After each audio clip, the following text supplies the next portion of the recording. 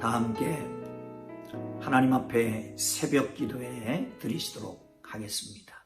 다 함께 찬송가 19장을 찬송 드리시겠습니다.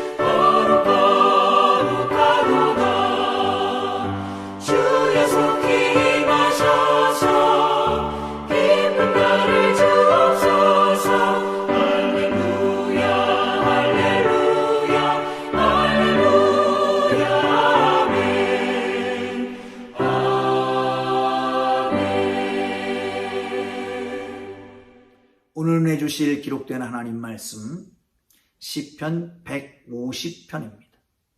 시편 150편 1절부터 6절까지로 되어 있습니다. 우리 함께 읽으시면서 말씀 속에서 말씀으로 역사하시는 그 은혜를 우리 모두 동일하게 누릴 수 있기를 바랍니다. 자, 함께 읽습니다. 할렐루야! 그의 성소에서 하나님을 찬양하며 그의 권능의 궁창에서 그를 찬양할지어다. 그의 능하신 행동을 찬양하며 그의 지극히 위대하심을 따라 찬양할지어다. 나팔 소리로 찬양하며 비파와 수금으로 찬양할지어다. 소고치며 춤추어 찬양하며 현악과 퉁소로 찬양할지어다. 큰 소리나는 제금으로 찬양하며 높은 소리나는 제금으로 찬양할지어다. 호흡이 있는 자마다 여호와를 찬양할지어다. 할렐루야. 사랑하는 성도 여러분, 이제 시편의 대단원의 막을 내립니다. 시편은 150편으로 되어 있지요. 그 중에 오늘 시편 150편 마지막 편을 읽습니다. 내일부터는 로마서를 함께 나누게 될 것입니다. 여러분, 한번 로마서를 1장 1절부터 16장까지 쭉 읽어보시면서 은혜 받을 준비를 하는 것도 큰 도움이 되실 줄로 압니다. 시편의 서시는 1편이었습니다. 시편 1편 서시에서는 복 있는 사람에 대해서 말씀을 했습니다. 이제 시편을 마지막 마감하는 결론과 같은 150편입니다. 찬양은 어떻게 할까? 누구에게 할까? 어떤 사람이 할까? 왜 하는가? 라고 하는 것을 꼭꼭 집어서 말씀해 주고 있습니다. 사랑하는 성도 여러분, 우리는 언제 찬양을 합니까? 예배 시에 찬양하죠. 좋은 일, 기쁜 일이 있을 때 찬양합니다. 그런가 하면 나도 모르게 흥얼대며 찬양하는 경우도 있습니다. 오늘 시편 150편에서는 큰 소리로 찬양하라고, 호흡 있는 자마다 찬양하라고, 모든 악기를 동원해서 찬양하라 라고 말씀하고 있습니다. 사랑하는 성도 여러분, 찬양과 경배의 중요성을 깨닫고 하나님 앞에 진정한 찬양을 드릴 수 있는 하나님의 사람들 되기를 주님의 이름으로 축복합니다. 자, 누구에게 찬양을 해야 될까요? 한번 읽어보겠습니다. 1절입니다. 시작. 할렐루야! 그의 성소에서 하나님을 찬양하며 그의 권능의 궁창에서 그를 찬양할지어다. 할렐루야! 여호와를 찬양하라 라고 말씀합니다. 그런데 그 다음에 붙어있는 말씀은 하나님을 찬양해라 이렇게 말씀하고 있습니다. 사랑하는 성도 여러분, 하나님을 찬양하라는 겁니다. 여기 본문에는 히브리어에는 그렇게 되어 있습니다. 할렐루엘 이렇게 되어 있습니다. 할렐루엘. 뭔가 다르죠? 엘을 찬양하라, 하나님을 찬양하라 라고 말하고 있습니다. 하나님과 사람을 구별된 하나님, 사람과 같지 않은 하나님을 찬양하라 라고 하는 겁니다. 성경에 보면 계속해서 그런 말씀을 하고 계시죠. 베델의 하나님, 영원하신 하나님, 신실하신 하나님, 그럴 때 엘을 얘기합니다. 그 하나님을 찬양하는 것입니다. 사랑하는 성도 여러분, 그 하나님을 찬양할 수 있기를 주님의 이름으로 축복합니다. 그럼 어디에서 찬양할까요? 함께 보겠습니다. 보시면 1절 다시 한번 보죠. 할렐루야! 그 성소에서 하나님을 찬양하며 그의 권능의 궁창에서 그를 찬양할지어다. 사랑하는 성도 여러분, 그렇습니다. 어디서 찬양하라고요? 성소에서 찬양하라고. 어디서 찬양하라고요? 그의 만드신 궁창에서 찬양하라 라고 말씀하고 있습니다. 사랑하는 성도 여러분, 그렇습니다. 성소, 하나님이 임재하시는 곳, 거기서 찬양하라는 겁니다. 예루살렘입니다. 성전입니다. 하나님과 영적인 관계가 있는, 신앙의 관계가 있는 터전입니다. 거기에서 찬양하라 라고 말씀하고 있습니다. 여러분, 어렵고 힘들고 고통스러울수록 모이기에 힘써야 합니다. 모여서 함께 찬양할 때에 힘을 받습니다. 예배할 때 능력을 얻게 됩니다. 합심해서 기도할 때에 응답이 나타나게 됩니다. 사랑하는 성도 여러분, 어려운 시기일수록 함께 하면서 서로 위로하고 격려하고 함께 더불어 기도하며 하나님이 주시는 은혜를 함께 누리는 복된 삶이 되기를 주님의 이름으로 축원합니다. 그런데 하나님이 만드신 궁창입니다. 이건 하나님이 만든 모든 세계라고 말할 수도 있을 것입니다. 사랑하는 성도 여러분, 신앙의 장소, 그런가 하면 일반적인 하나님이 만드신 모든 터전, 일상, 이게 하나님을 찬양하는 장소입니다. 어디서 하나님을 찬양합니까? 신앙의 관계 있는 장소에서 찬양하고 전혀 관계가 없는 온 땅, 궁창에서도 하나님을 찬양하고 예배하는 하나님의 사람들 되기를 주님의 이름으로 축복합니다. 어떤 면에서는 성소에서 예배드린 예배가 성공적으로 하나님 앞에 드려졌는지 은혜를 받았는지 알려고 한다면 삶의 현장에서 어떻게 사는가를 보면 알 수 있다고 그럽니다. 하나님과 영적인 관계가 있는 성소에서나 우리의 삶의 터전에서, 일상에서 하나님을 계속 찬양하고 경배하는 하나님의 사람들 되기를 주님의 이름으로 축원합니다. 왜 찬양합니까? 2절을 함께 보겠습니다. 2절 시작. 그의 능하신 행동을 찬양하며 그의 지극히 위대하심을 따라 찬양할지어다. 능하신 행동, 능하신 행동. 그게 뭘까요? 이 능하신 행동이라고 하는 것은 종종 전쟁에 능하신 분으로 소개합니다. 전쟁과 관련이 있는 것이죠. 이 땅은 전쟁터와 같습니다. 하나님 우리와 함께 하지 않으면, 하나님이 우리를 도와주지 않으면 이길 수가 없는 것입니다. 149편에서도 그렇게 말하잖아요. 하나님의 승리를 선포합니다.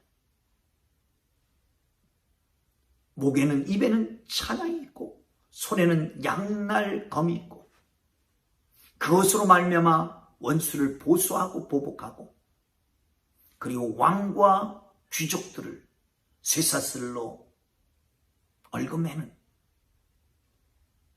그런 징계를 할 수 있다라고 말하고 있는 것을 볼 수 있잖아요.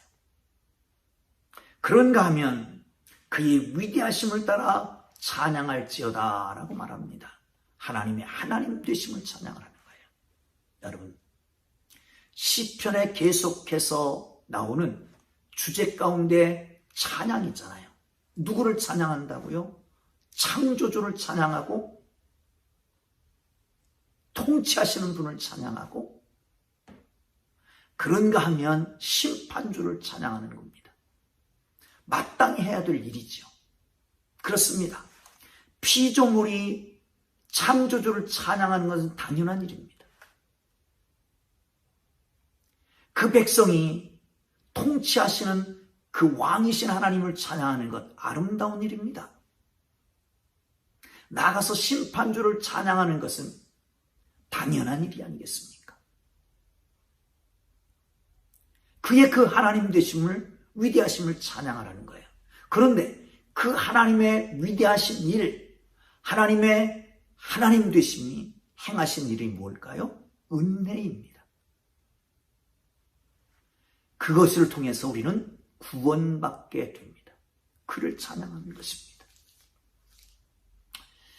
요즘 사회에서는 코어 운동이라고 하는 게 있습니다. 중심 운동이라는 거예요.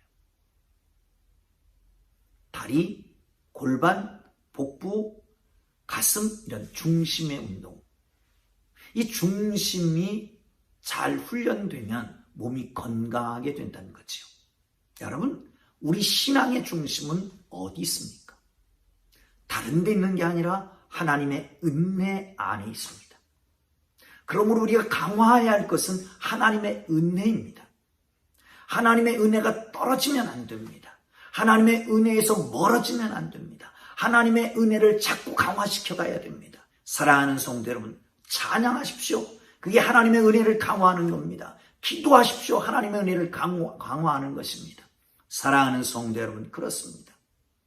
창조주 하나님, 통치자이신 바로 그분, 나가서 심판주, 찬양함으로 우리의 영적 생활이 더욱 깊어지고 뜻있고 강화되고 건강한 삶이 되기를 주님의 이름으로 축복합니다. 자, 그러면 어떻게 하나님을 찬양해야 할까요? 3절부터 보시면 그냥 따라가기만 하시면 좋겠습니다. 나팔소리로 찬양하며 비파와 수금으로 찬양할지어다. 소고치며 춤추어 찬양하며 현악과 퉁소로 찬양할지어다. 큰 소리나는 재금으로 찬양하며 높은 소리나는 재금으로 찬양할지어다. 악기를 총동원합니다. 그렇잖아요? 나팔, 비파, 수금, 소고치며 현악, 퉁소, 큰 소리나는 재금, 높은 소리나는 재금으로 찬양할지어다. 거기 빠진 게 뭡니까? 몸으로 찬양하며 입으로 찬양하며 총동원해서 찬양할 수 있는 건 모든 것을 총동원해서 하나님을 찬양하라는 거지요. 우리를 선택하시는 이유는 뭘까요? 왕같은 제사장으로 거룩한 나라로 소유된 백성으로 부르신 이유는 뭘까요? 그의 아름다운 덕을 성전하게 하기 위함입니다. 그렇습니다. 우리의 모든 것을 합하여 마음으로, 몸으로, 입으로 할 수 있는 모든 것을 동원해서 하나님을 찬양하는 하나님의 사람들 되기를 주님의 이름으로 축복합니다. 여기 또 한 가지 비밀이 있습니다. 그런데 여기 있는 모든 것을 가지고 찬양할 때는 그냥 찬양하는 게 아닙니다. 신앙이라고 하는 것은 본물 터지듯이 확 터져가지고 완성되는, 성숙게 되는 게 아닙니다. 여러분 갖다 나팔을 입에 대주면 부를 수 있겠습니까? 소리도 나지 않습니다. 음악은 고사하고. 건반 악기를 갖다 주면 할 수 있겠습니까? 띵똥띵똥 두드리는지는 모르지만 음악은 되지 않습니다. 찬양은 되지 않습니다. 몸으로 몸치는 못하잖아요. 그렇습니다. 준비하는 과정이 필요합니다. 그래야 연주를 할 수가 있습니다. 인내해야 됩니다. 그리고 함께 맞춰야 됩니다. 연습해야 됩니다. 준비하고 연습하고 함께 맞추는 과정이 있어야, 그래야 찬양을 할 수 있는 것 아니겠습니까? 사랑하는 성도 여러분, 하나님을 찬양하십시오. 뭘로요? 갈 수 있는 모든 것들을, 할 수 있는 모든 악기들을 동원하여 우리의 목소리로, 몸으로 찬양하기를 주님 이름으로 축원합니다. 어떤 사람은 박수 치는 것을 싫어하는 사람이 있습니다. 여러분, 우리에게 주신 악기 중에 목소리, 입 말고 가장 편하고 그리고 중요한 악기가 있다면 박수가 아니겠습니까? 사랑하는 성도는 그렇습니다. 우리의 하나님 앞에 찬양이, 예배가, 신앙이 하루아침에 되는 즉흥적인 게 아니라 준비하고 연습하고 맞춰가면서 성숙해 되고 온전하게 되는 것을 기억할 수 있기를 주님의 이름으로 축복합니다. 자, 6절을 보겠습니다. 시작. 호흡이 있는 자마다 여호와를 찬양할지어다. 할렐루야. 누가 찬양을 합니까? 시편 기자는 호흡 있는 모든 자를 동원해서 찬양하라고 말합니다. 호흡이 있다라고 하는 것은 살아있다라고 하는 겁니다. 살아있는 모든 존재들은 하나님을 찬양해야 된다는 거지요.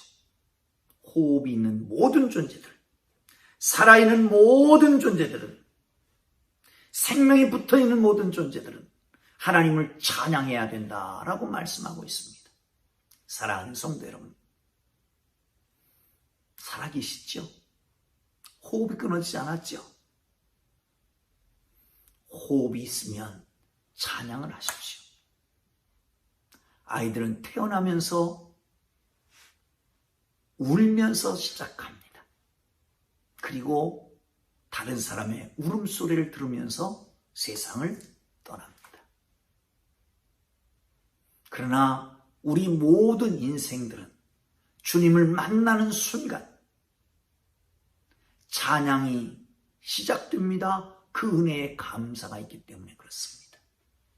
마지막 마칠 때도 주님을 찬양하며 인생을 마치는 하나님의 사람들 되기를 주님의 이름으로 축복합니다. 하나님을 찬양하십시오. 성소에서, 하나님이 만드신 궁창에서, 하나님이 하신 일, 가장 중요한 은혜를 찬양하십시오. 모든 악기를 동원하고 찬양할 수 있는 모든 것을 동원해서 찬양하십시오. 여러분, 준비하고 연습하고 함께 맞춰가면서 더불어 하나님을 찬양하기를 주님의 이름으로 축복합니다. 호흡이 있는 자마다 호흡이 끝쳐지는 순간까지 찬양하며 마치는 인생이 되기를 주님의 이름으로 축복합니다. 기도하겠습니다. 하나님 아버지,